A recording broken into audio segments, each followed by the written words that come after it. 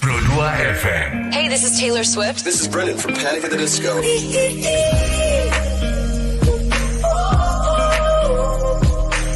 the only one of me.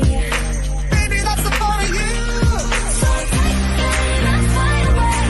I've never been so wide awake. No, nobody but me can keep me safe. I'm on my way. My name is Alan Walker. Give it up for Sabrina Carpenter. Please welcome Marshmello and Churches. Every day, you're saying the words that I want you to say. I'm on my way. Searching everybody that will let me in. You're listening to Pro 2 Singaraja. Teman terbaik kamu. 'Cause I need you here with me.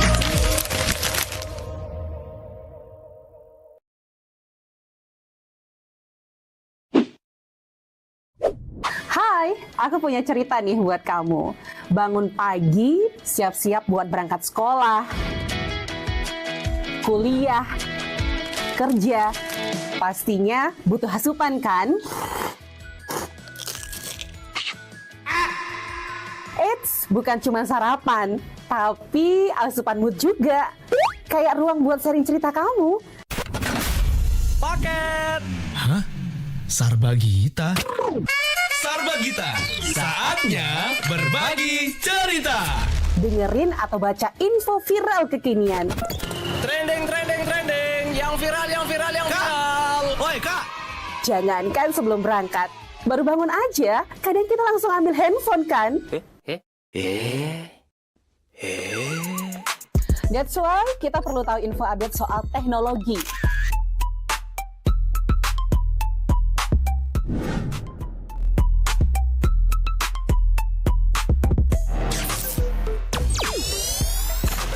Kamu udah pakai AI yang mana nih? BTW, kalau habis berkegiatan, mood kan turun tuh. Bangkitin lagi, request lagu di Pro 2 FM. Waktunya Pro 2 Hitlist. Perut lapar. Kita ini lapar. Dengerin rekomendasi kuliner dan jajanan UMKM bikin ngiler. Habis makan, udah kenyang, jangan lupa self-reward. Bukan self-reward itu ya, tapi ini.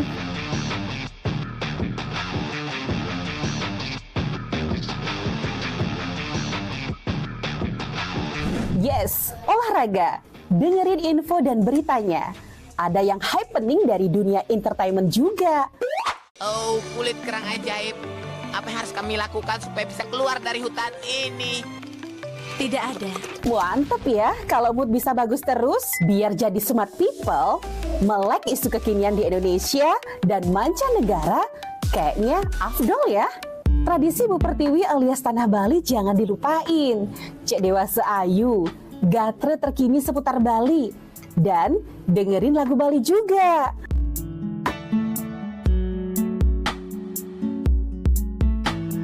Udah mulai larut, on the way istirahat, pastinya butuh yang rileks ditemenin lagu-lagu yang kamu suka. It's time for request time. Bahas film,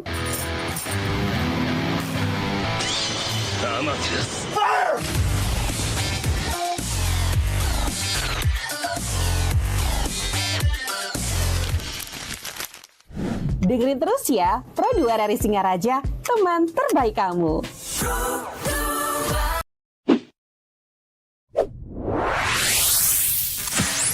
Pro 2 FM. Hey, this is Taylor Swift. This is Brendan from Panic at the Disco.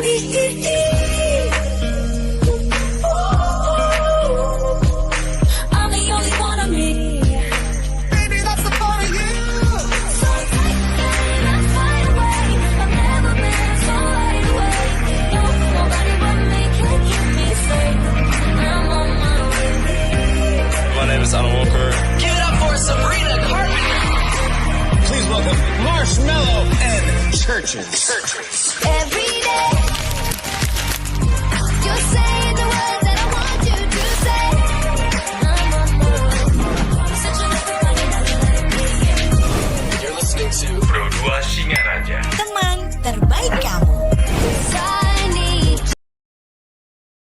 Pro 2 FM Singaraja, teman terbaik kamu. Selamat pagi teman Pro 2, ketemu lagi di obrolan sepada hari ini ya. Dan pagi ini aku sudah bersama 3 orang narasumber. Mungkin kamu sudah melihat beberapa flyer kita ya. Jadi teman Pro 2, untuk kamu yang mungkin pernah ngerasa bencana itu makin kesini kok makin sering terjadi. Kadang kita baru aja selesai bantu korban banjir nih. Nah, besoknya udah dengar lagi kabar longsor, gempa, atau mungkin kebakaran hutan di tempat lain. Rasanya kayak nggak ada jedanya gitu ya. Pertanyaannya, apa sih yang bisa kita lakukan? Apakah kita cukup jadi penonton berita atau mungkin nulis turut berduka di media sosial? Atau mungkin ada sesuatu yang bisa kita lakukan dari hati yang benar-benar menjadi aksi nyata ya. Hari ini kita bakal ngobrol bareng teman-teman dari berbagai latar belakang yang punya peran penting dalam upaya tanggap bencana dan membangun resiliensi teman Pro 2 ya. Ada anggota Sispala pagi hari ini sudah hadir, Putu Hayden Saka Dinata, kemudian ada juga Gusti Ngurah Darmawan, seorang jurnalis, akademisi dan juga konten kreator. Kemudian ada Gibran, seorang semeton balawah gitu ya. Jadi kita akan membahas soal kolaborasi lintas peran, bagaimana saat semua orang jalan bareng, saling mendukung dari hati, itu bisa benar-benar menjadi aksi yang berdampak. Kita sapa dulu, selamat pagi. Selamat pagi. Selamat pagi. Oke, mungkin untuk Pak Aan bisa lebih dekat sedikit ke mic ya. Oke, apa kabar hari ini? Baik. Oke, terima kasih sudah hadir pagi hari ini. Nah, kalau kita ngomongin soal aksi ya dari hati gitu, kenapa sih menurut kalian, kenapa sekarang itu penting banget ada kolaborasi lintas peran untuk tanggap bencana? Silakan mungkin dari Pak Aan dulu. Makasih Kak Ita ya. Ini topik yang menarik ya, karena kalau kita berbicara bencana itu kita harus memang kolaborasi ya. Jadi lintas peran, kemudian juga lintas lembaga. Karena pada saat terjadinya bencana ini kan menimbulkan suatu kepanikan, menimbulkan suatu situasi yang tentu membuat kita menjadi sangat sulit. Oleh karena itu kita harus bisa segera merespon ya, melibatkan berbagai segala sumber daya yang ada, dan itu semua ada di lembaga-lembaga misalnya seperti Badan Penanggulangan Bencana Daerah ataupun nasional, kemudian pemerintah provinsi, kabupaten, termasuk juga pada tataran di tingkat desa. Nah, ini harus segera merespon bencana, karena kalau tidak kita respon dengan sesegera mungkin, maka masyarakat bisa timbul jauh lebih dampak yang muncul itu bisa jadi lebih panik karena ketidakjelasan itu kan begitu. Karena ketika bencana yang dibutuhkan adalah kejelasan, kita harus ngapain sekarang ya, kita harus ngapain. Karena kalau segala situasinya tidak jelas, bukan bencana alam yang muncul, tetapi bisa bencana-bencana berikutnya ya. Karena dalam beberapa teori menyebutkan ketika bencana tidak tertangani, maka tidak akan muncul kepercayaan terhadap pemerintah, akan muncul kemudian dampak ekonomi dan akhirnya dampak politik. Bisa-bisa masyarakat atau rakyat jadi marah nih, akhirnya berubah nih yang semulanya bencana alam malah nanti menjadi bencana politik karena masyarakat butuh kepastian dan itu harus diberikan oleh semua pada lembaga-lembaga ini gitu Kak Ita. Oke, kalau dari Kak Gibran seperti apa? Oke, terima kasih. Jadi tadi sudah banyak disampaikan ya. Jadi sedikit menyimpulkan saja gitu, peran penting untuk kita lintas generasi tentunya ini diambil dari kita sebagai pemuda maupun orang tua gitu. Tapi kita ini Gibran ngambil dari pemuda ya gitu. Nah, kita pemuda itu harus banyak melakukan aksi sebenarnya gitu.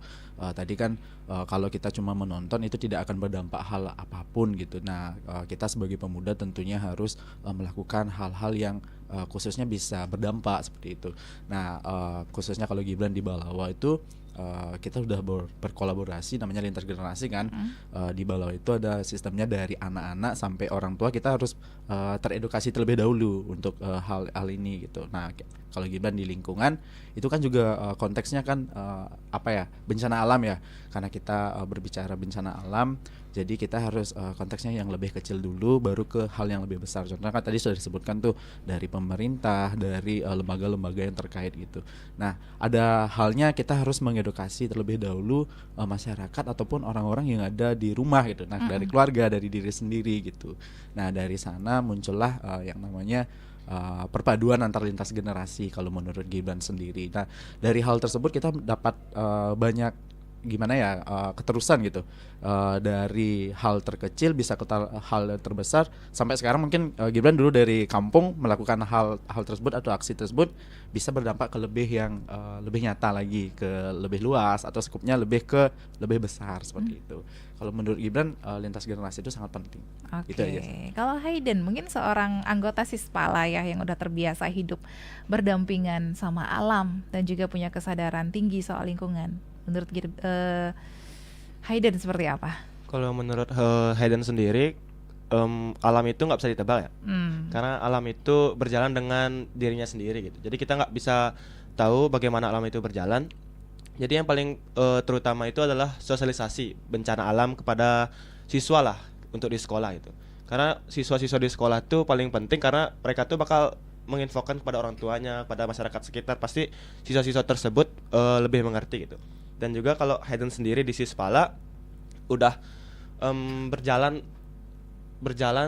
udah mendapatkan informasi-informasi dan teknik-teknik untuk penanggulangan alam, dan juga di sekolah juga organisasi Sispalanya Hayden ini menjadi tim evakuasi untuk teman-teman di sekolah, di lingkungan sekolah ketika ada bencana alam seperti itu. Oke, jadi kalau misalnya sebagai siswa pencinta alam ini apa sih peran kalian saat terjadi bencana? Siswa pecinta alam ini sebenarnya dia tuh lebih ke menjaga alam gitu. Lebih menjaga alam, bagaimana alam itu tidak dirusak oleh orang lain. Dan juga kalau semisal yang tadi Hayden bilang sebagai tim evakuasi di sekolah, di tim Sispala itu digunakan sebagai tim evakuasi dikarenakan juga kita memiliki teknik seperti climbing seperti itu. Jadi misalnya teman yang terjebak di lingkungan sekolah di ketinggian seperti itu, di lantai 3, lantai 2, kita sebagai tim Sispala itu harus sigap untuk melakukan evakuasi melalui climbing seperti itu.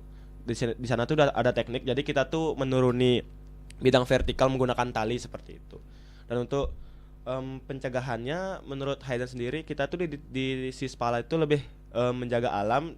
Kita memberi wawasan kepada orang lain bagaimana cara menjaga alam, dan juga lebih banyak melakukan kegiatan-kegiatan positif seperti penanaman yang gitu.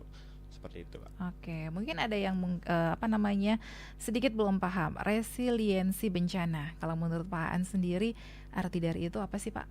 Ya, makasih. Jadi resiliensi itu kan artinya kita bagaimana bisa bertahan begitu ya. Tapi sebelum menuju resiliensi ini, kita punya suatu skill nggak, suatu pemahaman nggak bagaimana kita menghadapi bencana.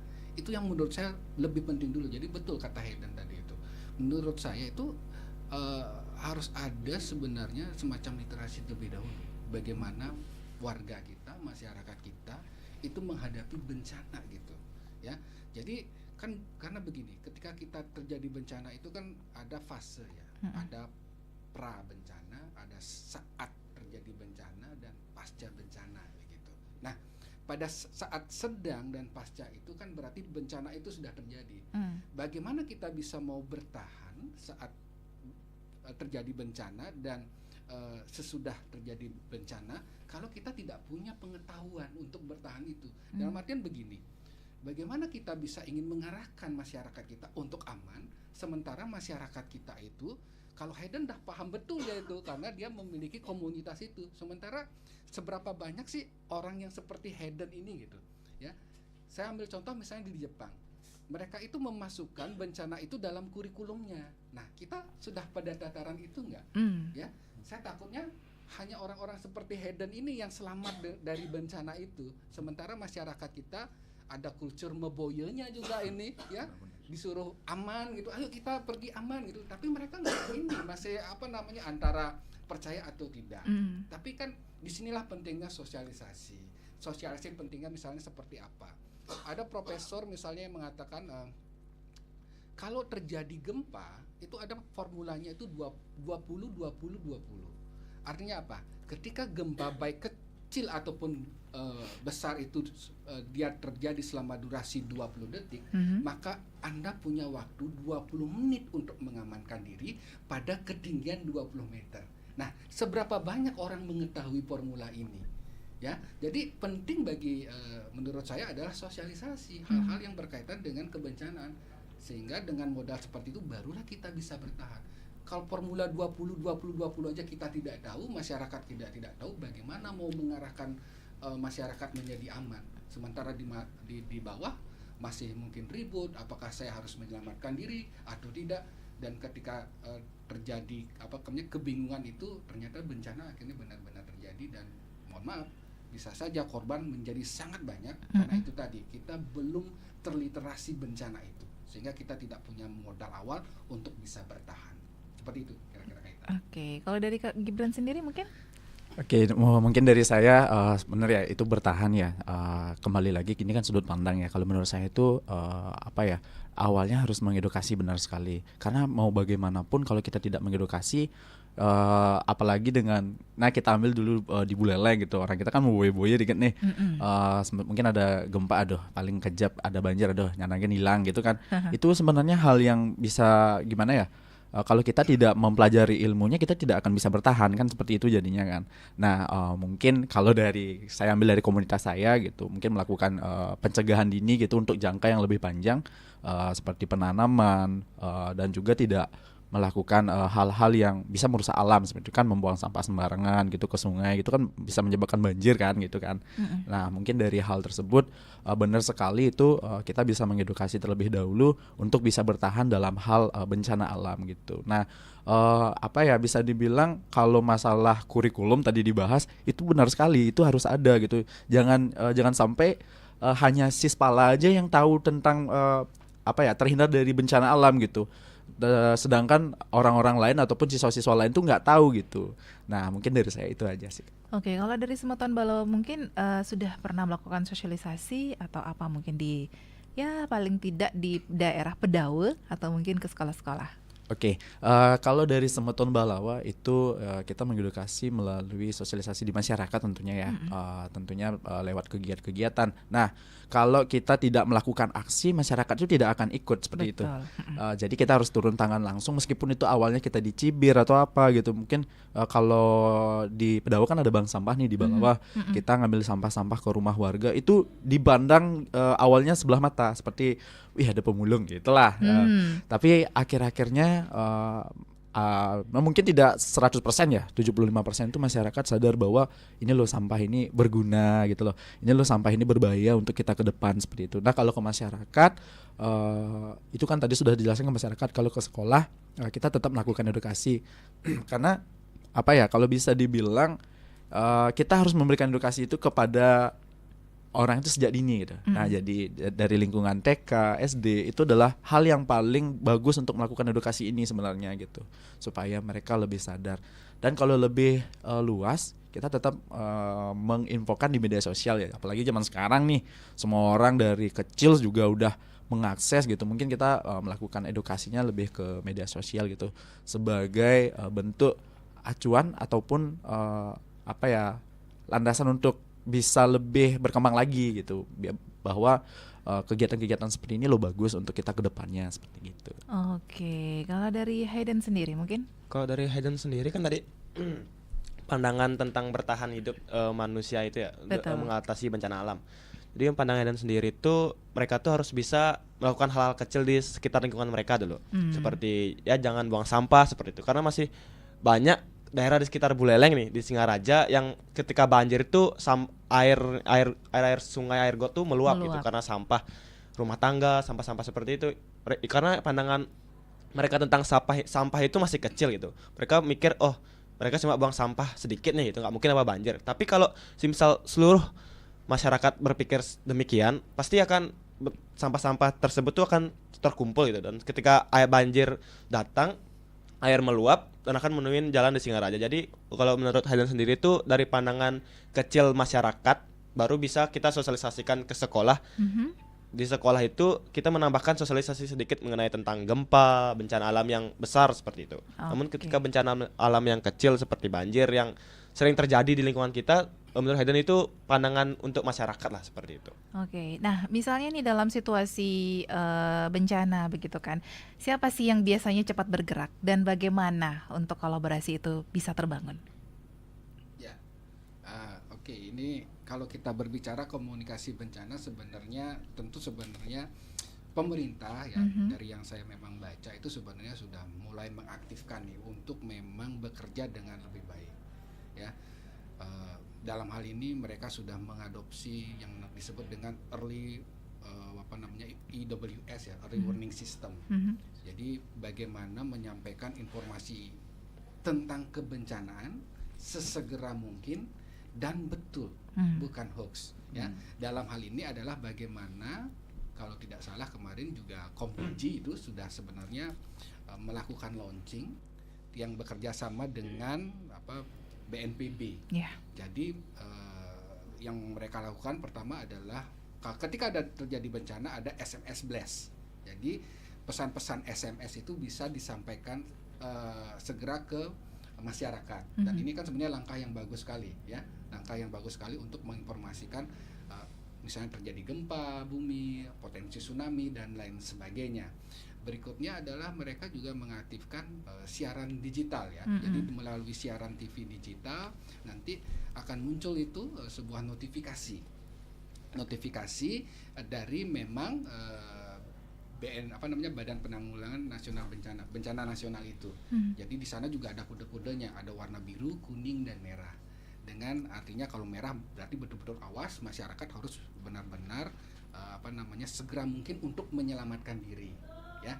Dan yang ketiga itu kalau tidak salah itu juga bekerja sama dengan memang sudah dengan teknologi Jepang yang memang selama ini menjadi satu contoh negara yang berhasil dalam menangani bencana. Nah, oleh karena itu peran dari pemerintah inilah yang memiliki fungsi yang tentu utama dalam menyampaikan, menyiarkan informasi tentang kebencanaan, menggandeng tentu saja para jurnalis, termasuk menurut saya adalah memberdayakan lembaga penyiaran publik ini seperti RRI ataupun TPRI. Jadi menurut saya pemerintah dalam pandangan saya harusnya memberikan legitimate nih kepada lembaga penyiaran publik. Karena ketika terjadi bencana seperti yang tadi saya katakan, masyarakat butuh kejelasan. Ketika terjadi bencana alam, terjadi juga bencana informasi, ya. Informasi hoax mungkin beredar begitu luas dan akhirnya apa? Sekarang apakah masyarakat kita punya rujukan utama nggak? Ya kan, harusnya yang menjadi rujukan utama itu adalah lembaga penyiaran publik ini.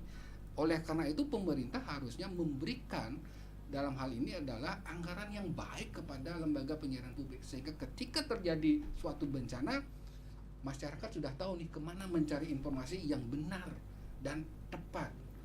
Oleh karena itu mereka punya panduan untuk melakukan tadi resiliensi itu. Saya pikir itu. Jadi memang harus dari pemerintah, jurnalis yang menyampaikan informasi itu agar dalam hal ini meredam informasi hoax yang mampu dapat menyesatkan kita ketika ada bencana itu. Oke. Jadi Gibran. Oke, tadi udah dibilang warning system ya gitu. Mungkin kalau dari saya sendiri benar sekali pemerintah dulu berkolaborasi dengan stasiun-stasiun kayak TV gitu. Tapi tadi saya dengar bisa dibilang kalau lewat SMS seperti itu Pak ya, dan juga hal-hal lainnya yang mungkin lewat digital seperti itu. Sekarang masyarakat tuh perlu ditekankan sekali yang namanya melek digital gitu. Kan ada nih literasi digital gitu jadinya Pak ya. Nah itu salah satu hal yang menjadi problematika kita sebenarnya Pak untuk hal ini gitu.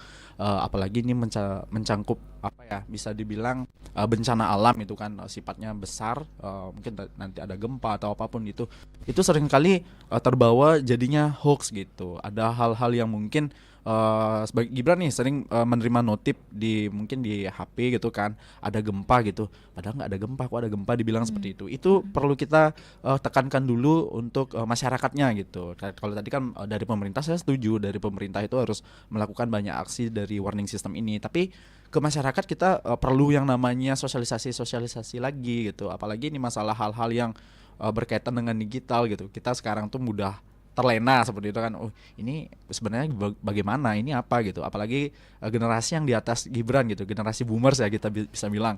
Nah, itu bisa dibilang masih tidak terlalu paham tentang digital ataupun literasi digitalnya lebih minim seperti itu. Mungkin dari bencana alam itu kita melakukan kerjasama yang lebih banyak lagi dari pemerintah, dari skup masyarakat. Bukan pemerintah yang lebih skupnya besar aja ya, pemerintah desa seperti itu untuk melakukan sosialisasi terhadap info-info terkait bencana alam seperti itu. Oke, dari Hayden sendiri mungkin? Kalau dari Hayden sendiri yang dibilang sama kakak-kakak ya, bener dari pemerintah yang terutama, apalagi sekarang di era digital yang sangat canggih, yang dimana tuh AI yang udah ada di mana-mana itu gampang menggunakan AI gampang untuk diedit sedemikian rupa gitu. Betul. Jadi info-info yang berita hoaxnya itu harusnya tuh lebih belakangan datangnya daripada berita yang ada dari pemerintah. Jadi pemerintah tuh harus lebih cepat untuk menginfokan ke masyarakat bahwa ada bencana alam seperti itu. Jadi pemerintah tuh tugasnya tuh di digital ini lebih cepat perannya, karena kan ada sosial media seperti Instagram, Facebook, dan juga lembaga-lembaga seperti RRI dan TVRI yang dibilang seperti tadi. Jadi pemerintah tuh setidaknya harusnya lebih cepat, lebih sigap untuk menginfokan kepada masyarakat di bawahnya seperti itu. Oke, baik, terima kasih untuk kamu teman Pro 2 yang mungkin ingin bertanya terkait dengan topik kita pagi hari ini. Boleh langsung silakan di WhatsApp di 081 139 91054. Sebentar lagi kita akan balik, jangan kemana-mana, dengarkan terus obrolan Sepada hari ini.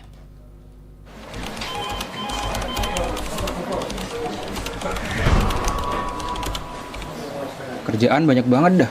Aduh, puyeng kalau gini nih.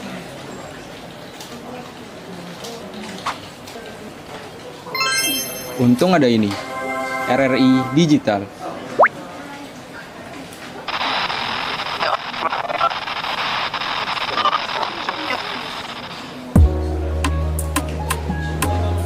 Nah, ini baru asik.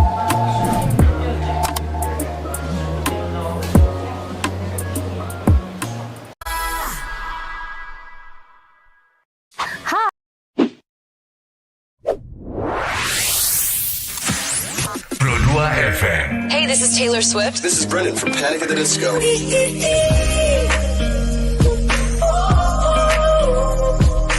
I'm the only one of me. Baby, that's the part of you.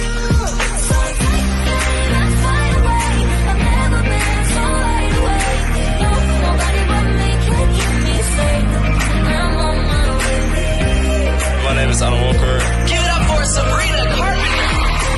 Please welcome Marshmello and Churches. Every day,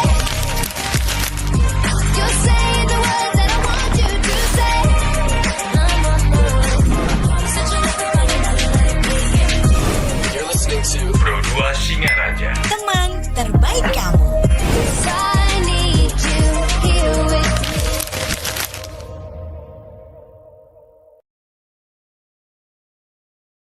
Hai, aku punya cerita nih buat kamu. Bangun pagi, siap-siap buat berangkat sekolah, kuliah, kerja. Pastinya butuh asupan kan? Eits, bukan cuma sarapan, tapi asupan mood juga. Kayak ruang buat sharing cerita kamu. Paket. Hah? Sarbagita? Sarbagita, saatnya berbagi cerita. Dengerin atau baca info viral kekinian. Trending, yang viral. Woi kak. Jangankan sebelum berangkat, baru bangun aja, kadang kita langsung ambil handphone kan? That's why kita perlu tahu info update soal teknologi.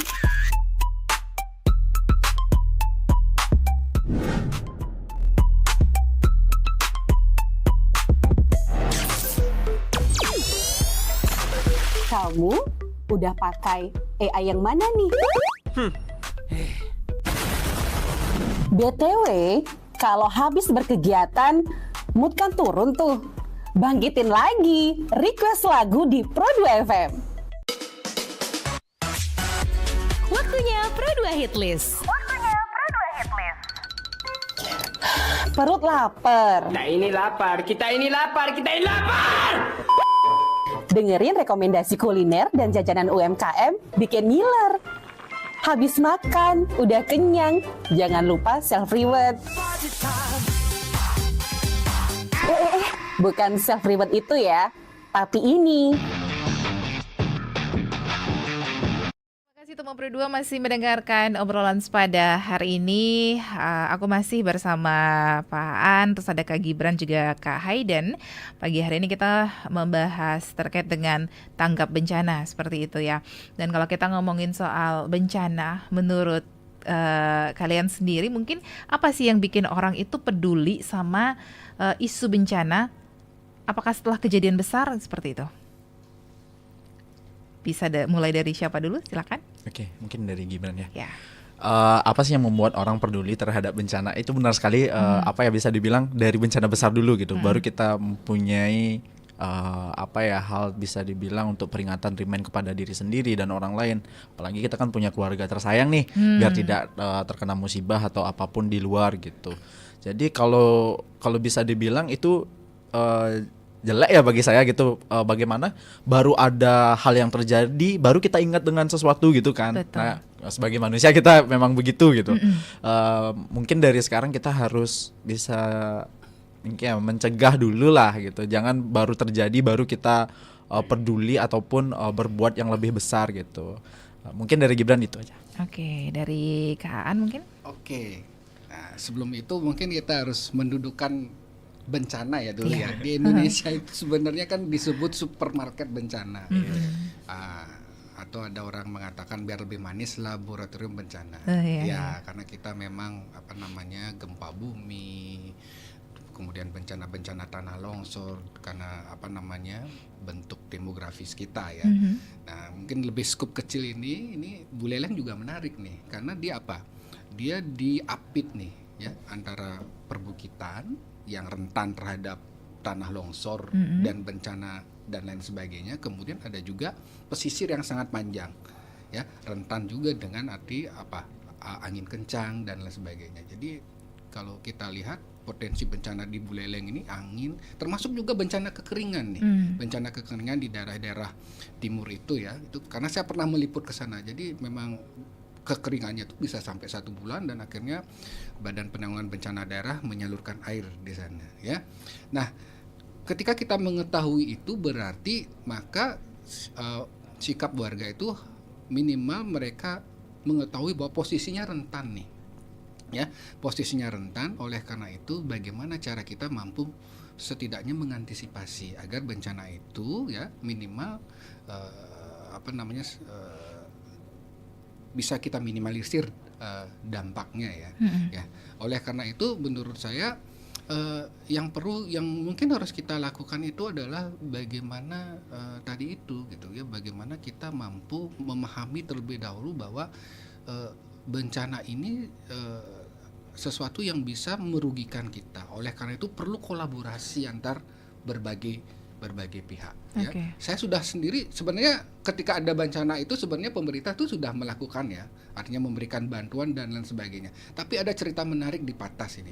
Saya bilang, ketika ada terjadi peristiwa angin kencang di sana, memang diberikan bantuan ya Kak Ita ya, artinya tenda diberikan, makanan diberikan. Tapi menurut saya ada satu hal yang mungkin perlu kita perhatikan. Ternyata korban bencana pada saat yang saya lihat itu mereka trauma Kak. Ya, mereka trauma. Ini ibu-ibu usia 50 tahun ke atas. Mereka trauma, mereka ketakutan, mereka menangis. Dan mohon maaf, ya, kita nampaknya belum sampai ke arah sana itu. Ya, untuk kemudian memberikan semacam pendampingan.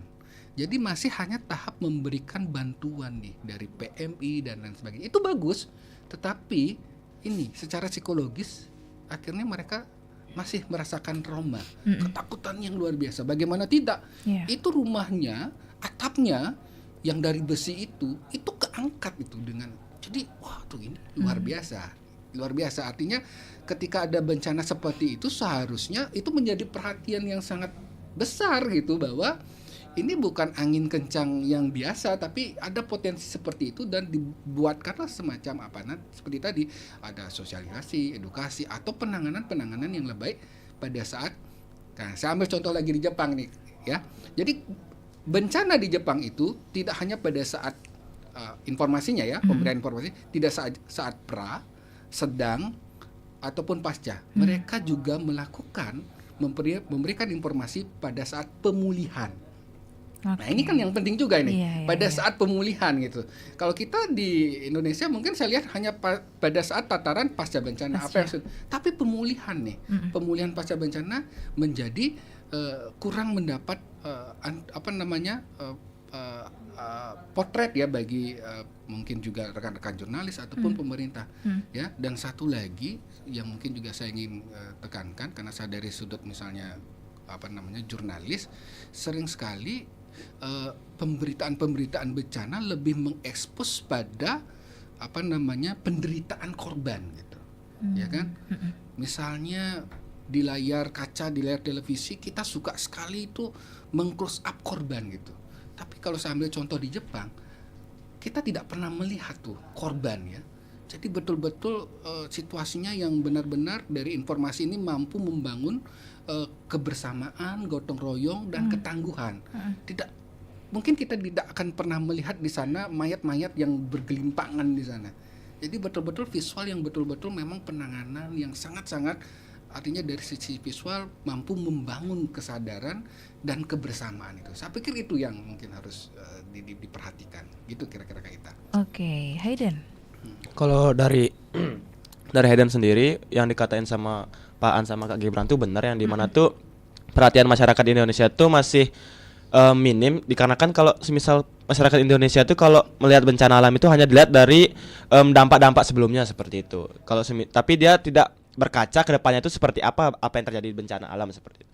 Dan juga pemerintah di Indonesia itu juga hanya memfokuskan kepada korban, close up-nya kepada korban, namun tidak dengan penanggulangan dari pemerintah tersebut. Jadi otomatis masyarakat itu tuh hanya memfokuskan dan panik dikarenakan mereka tuh melihat korban-korban yang berjatuhan itu seperti apa. Jadi mereka tuh fokusnya itu bukan ke bencana alam, jadi fokusnya itu lebih ke ketakutan mereka terkena bencana alam seperti itu. Oke, nah kalau kita ngomongin soal edukasi bencana nih Pak An ya, mungkin harusnya itu dimulainya dari siapa dulu sih? Apakah dari masyarakatnya dulu, dari sekolah-sekolah dulu, atau mungkin langsung ke pemerintah? Iya, sebenarnya undang-undang bencana kan sudah ada ya, sudah mengatur itu. Jadi peran-peran yang mengambil itu siapa? Tapi saya ingin mengatakan memang kita harus kolaborasi. Jadi semua pihak berperan, tapi memang kemudian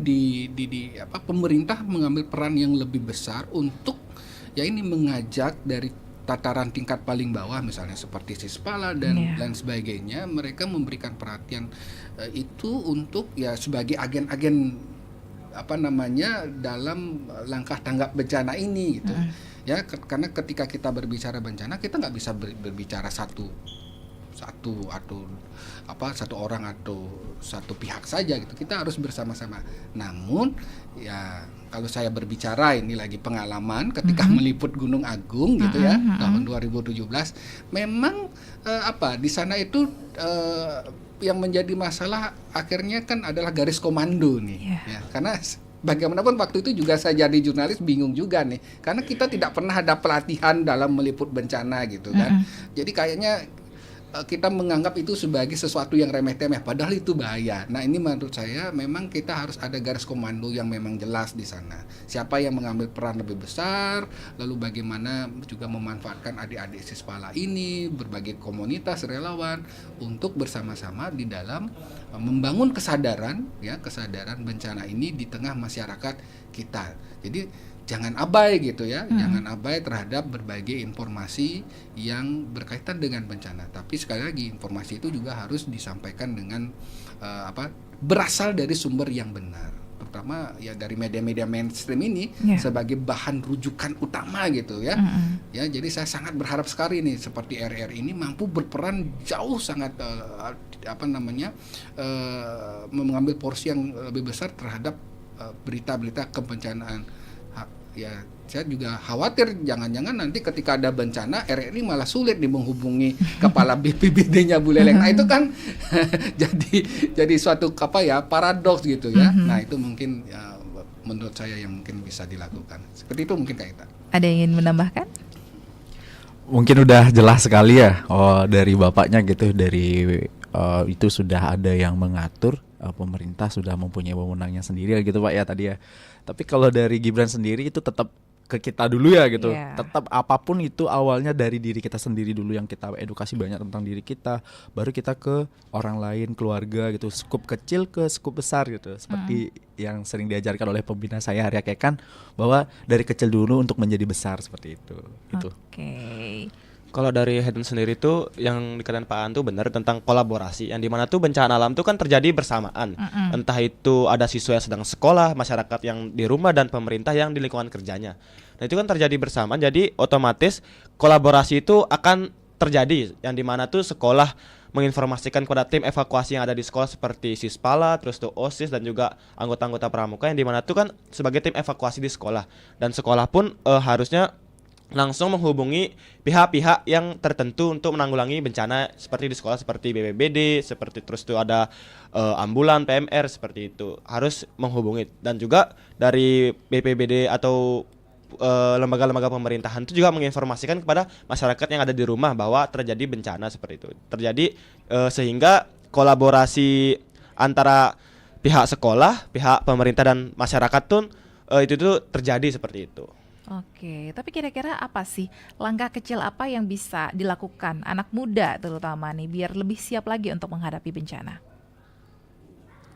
Kalau dari Hayden sendiri, dari untuk anak muda itu diberikan sosialisasi yang tidak hanya teori-teori saja gitu, tapi langsung dipraktekkan, seperti penanggulangan gempa harus seperti apa jalur evakuasinya harus kemana, karena kalau semisal bencana alam itu kan kita otomatis panik gitu. Jadi otomatis pikiran kita tuh amburadul, kita berlari ke sana kemari, jadi bakal tabrakan sama teman, entah itu berdengsekan sama teman seperti itu. Jadi kita tuh harus punya yang dimana tuh praktek jalur evakuasi seperti itu. Oke, kalau dari Semeton Balawa mungkin untuk langkah kecil anak-anak muda yang ada di Bedawe gitu kan, untuk lebih siap untuk menghadapi bencana. Betul sekali yang dibilang kan panik ya, jadinya semua lupa nih apa yang harus kita lakukan. Oke, mungkin tadi sudah dijelaskan bisa dibilang edukasi ataupun sosialisasi itu sangat penting sekali, tapi kita harus bertindak kan. Seperti apa yang tadi Gibran bilang, kalau kita tidak bertindak orang lain itu tidak akan mengikuti gitu kan. Bisa dibilang harus ada figurnya dulu baru melakukan sesuatu gitu. Nah, mungkin kalau dari segi bencana alam gempa bumi gitu ya, karena kita sering merasakan ataupun hal-hal lainnya gitu. Tapi kalau Gibran sendiri lebih ke bencana alamnya tuh kalau di Bedawe gitu kan, tanah longsor, dan juga kalau banjir tuh jarang ya. Mungkin baru di Buleleng aja Gibran ngerasain pernah ada banjir atau bagaimana gitu. Kalau tanah longsor mungkin pencegahan awalnya itu melakukan penanaman pohon yang lebih mungkin gitu kan. Sekarang di desa-desa, di pegunungan-pegunungan tuh udah banyak banget yang namanya penebangan liar seperti itu kan, dipakai sebagai ya namanya kepentingan pribadi ya, homestay ataupun pila-pila seperti itu. Jadi hal-hal tersebut itu kita perlu mengedukasi ataupun melakukan praktek baik lah tentunya lebih awal, seperti penanaman pohon, dan juga mengedukasi ke pemuda-pemuda gitu. Apalagi sekarang kan pemuda itu sebagai agen of change ya namanya. Dan kita sebagai pemuda yang peduli harus melakukan sesuatu supaya pemuda lainnya itu bisa mengikuti gitu, biar bisa terketuk gitu. Mungkin awalnya susah gitu, tapi lama-lama pasti bisa gitu. Oke, baik, sudah ada beberapa pertanyaan yang masuk di WhatsApp di 0811399154, tapi kita bakal tanya sesaat lagi. Jangan kemana-mana, dengerin terus obrolan pada hari ini. Hai, aku punya cerita nih buat kamu. Bangun pagi, siap-siap buat berangkat sekolah, kuliah, kerja. Pastinya butuh asupan kan? Eits, bukan cuma sarapan, tapi asupan mood juga. Kayak ruang buat sharing cerita kamu. Paket! Hah? Sarbagita?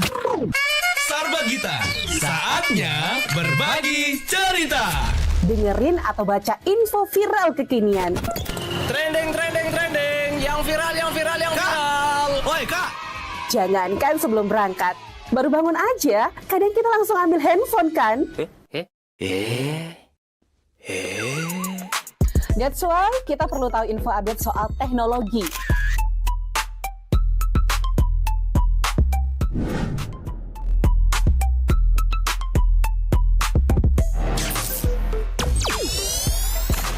Kamu udah pakai AI yang mana nih?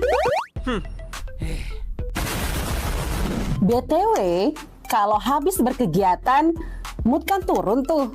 Bangkitin lagi, request lagu di Pro 2 FM. Waktunya Pro 2 Hit List. Perut lapar. Kita ini lapar, kita ini lapar, kita ini lapar. Dengerin rekomendasi kuliner dan jajanan UMKM bikin ngiler. Habis makan, udah kenyang, jangan lupa self-reward. Bukan self-reward itu ya, tapi ini.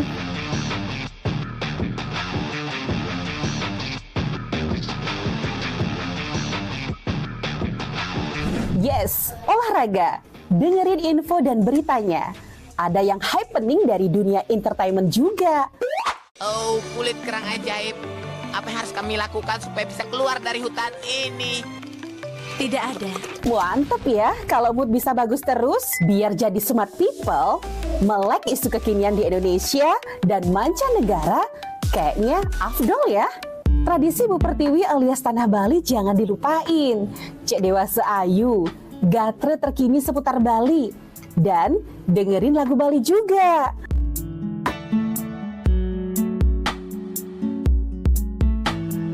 Udah mulai larut, on the way istirahat, pastinya butuh yang rileks ditemenin lagu-lagu yang kamu suka. It's time for Request Time. Bahas film,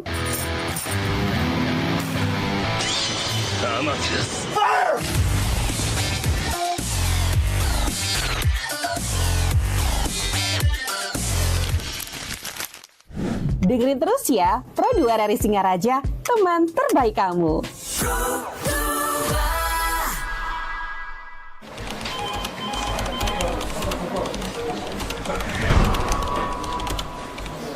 Kerjaan banyak banget dah. Aduh. Puyeng kalau gini nih.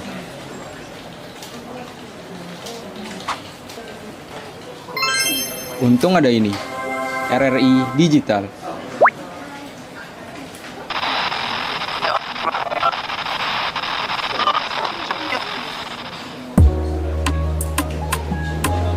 Nah, ini baru asik.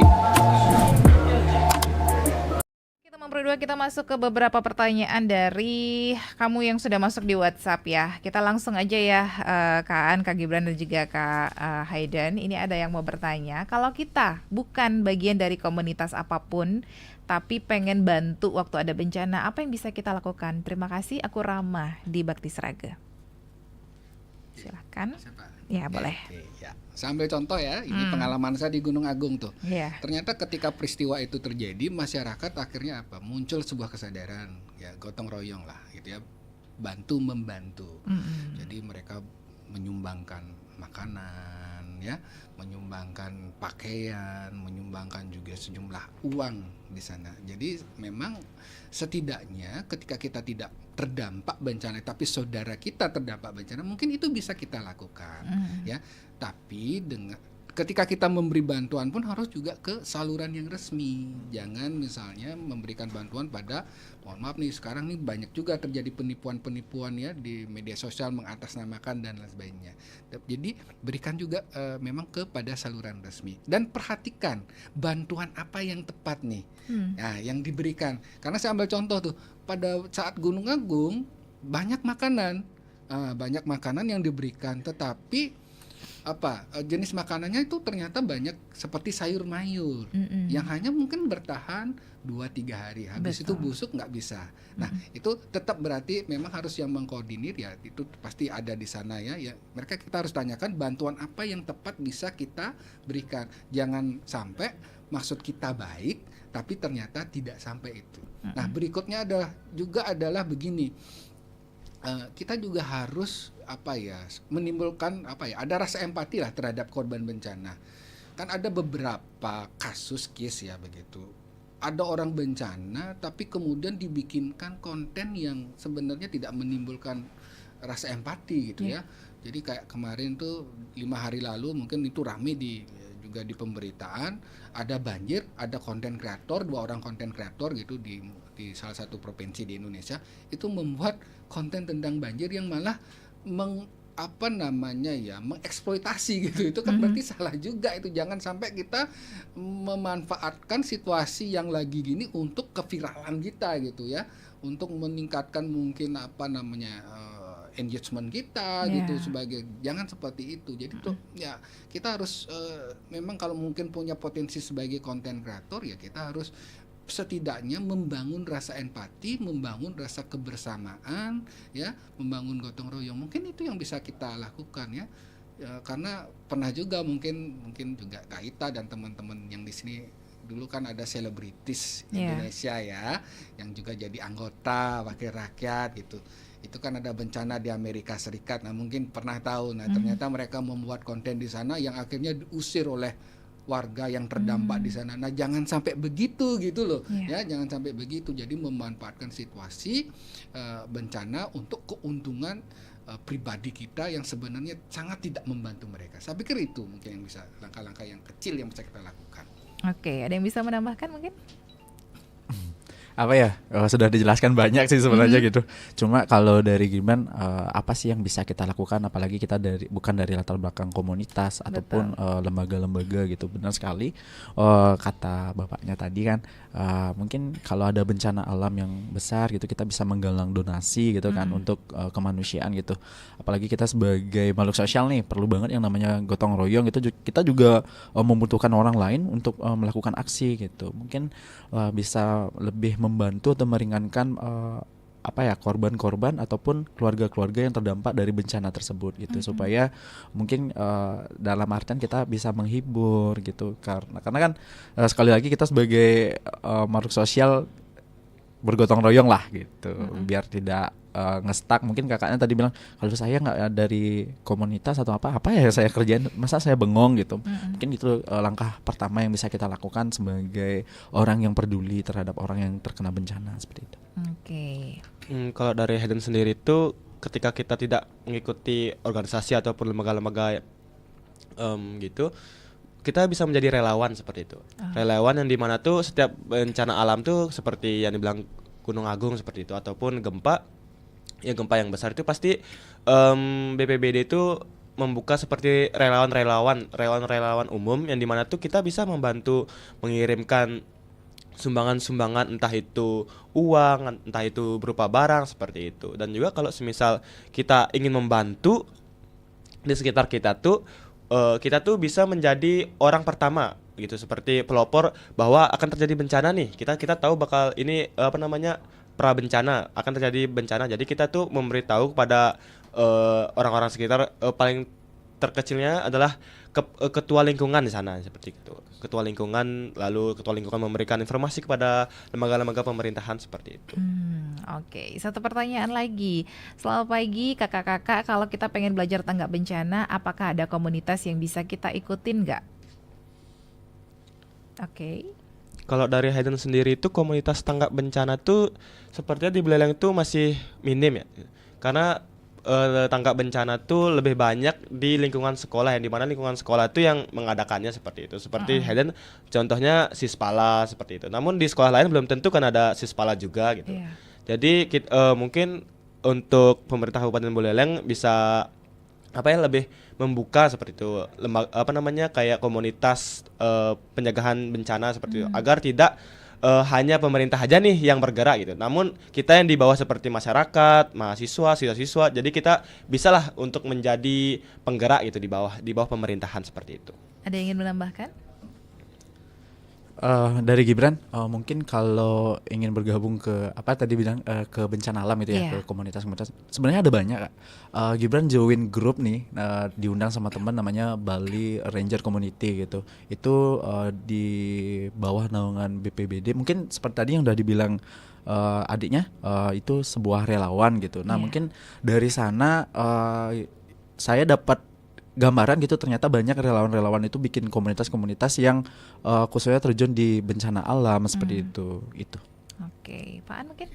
Oke, kalau tidak salah sebenarnya BPBD di Kabupaten Buleleng kan mereka juga punya program ya, Desa Tangguh Bencana ya. Nah, itu saya pikir itu juga langkah yang sangat bagus ya untuk bagaimana setidaknya desa menjadi tanggap bencana gitu. Mungkin adik yang nanya tadi bisa ditanya nih ke desa apakah sudah ada belum desa tangguh bencana, sehingga mereka mungkin bisa ikut berpartisipasi di sana. Tapi artinya meskipun tidak ada program seperti itu, saya rasa ya sebagai anak muda harus juga mengambil inisiatif nih ya. Inisiatif bagaimana juga ikut terlibat, apakah membentuk komunitas, gerakan-gerakan yang lain yang sebenarnya ini kan sangat penting bagi kita gitu. Karena ada survei juga nih Kak ya tahun 2023 nih yang dikeluarkan oleh Universitas Gadjah Mada. Sebenarnya masyarakat kita itu dalam tahap pemberian informasi itu masih untuk mengkonsumsi diri mereka. Gitu ya. Dalam hal bencana ya, iklim dan bencana. Jadi masih tahap mengkonsumsi untuk diri mereka. Akhirnya apa yang bisa saya lakukan nih kalau memang ini bencananya memang betul-betul bahaya, dia punya inisiatif untuk segera mengamankan dirinya, tapi dia sendiri gitu.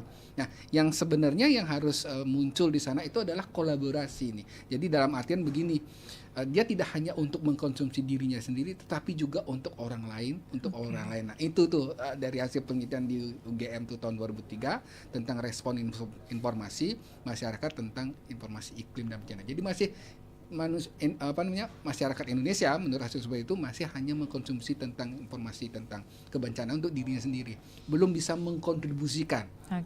Nah, apa yang disampaikan oleh Haidan sebenarnya bagus sekali ya. Jadi dia mungkin ingin berkolaborasi dengan pihak sekolah, lalu masyarakat, komunitas dan lain-lain. Jadi betul-betul memang nanti ada suatu semacam pola komunikasi yang mampu dengan segera merespon ya apa yang harus bisa dilakukan ketika bencana itu terjadi. Jadi semakin banyak korban yang bisa semakin kita bisa minimalisir korban yang berjatuhan. Seperti itu. Baik. Yang terakhir mungkin yang ingin disampaikan sebagai closing statement singkat aja. Boleh, silakan dari Gibran dulu boleh. Oke, mungkin dari Gibran closingnya, jika kita ingin terhindar dari bencana, mungkin kita harus berdamai dengan alam. Itu aja sih. Singkat padat ya. Kalau dari Hayden? Kalau dari Hayden, untuk kita menghindari bencana alam tuh kita harus lebih menyayangi alam lah, seperti itu. Janganlah dari kita sendiri tuh, janganlah kita merusak alam. Paling kecil tuh janganlah membuang sampah seperti itu. Kita bisa menjadi contoh pada teman-teman kita, orang sekitar, memberitahu supaya tidak mereka tuh buang sampah atau sembarangan seperti itu. Itu hal kecilnya. Oke, Kan, yang terakhir. Mungkin sangat memperhatikan bagian literasi ya. Jadi kita harus sebagai generasi muda ini kan harusnya kita harus penasaran ya. Penasaran dengan berbagai informasi apapun tentang di sekeliling kita, termasuk juga bencana ya. Jadi kalau sudah kita terliterasi, kita bisa akan berpikir lebih baik, lalu akan mencari berbagai sumber pengetahuan, sehingga dari pengetahuan itu kita bisa berbuat lebih baik dan akhirnya bisa menjaga diri sendiri, termasuk juga lingkungan dan juga di tataran keluarga maupun masyarakat. Saya kira itu. Baik, terima kasih waktunya hari ini ya. Jadi semoga teman Pro 2 obrolan kita hari ini bisa menjadi pengingat kalau urusan bencana itu bukan cuma soal siapa yang tanggap duluan, tapi siapa yang mau turun bareng, saling bahu-membahu dari hati biar bisa sampai ke aksi. Terima kasih untuk kamu juga yang sudah ikutan berinteraksi pagi hari ini ya. Jangan kemana-mana, dengarkan terus Pro 2 FM. Sampai ketemu lagi di obrolan sepada berikutnya.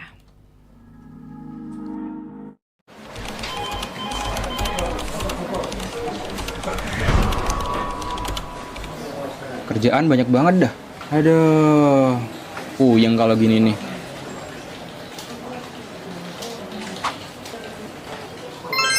Untung ada ini, RRI Digital.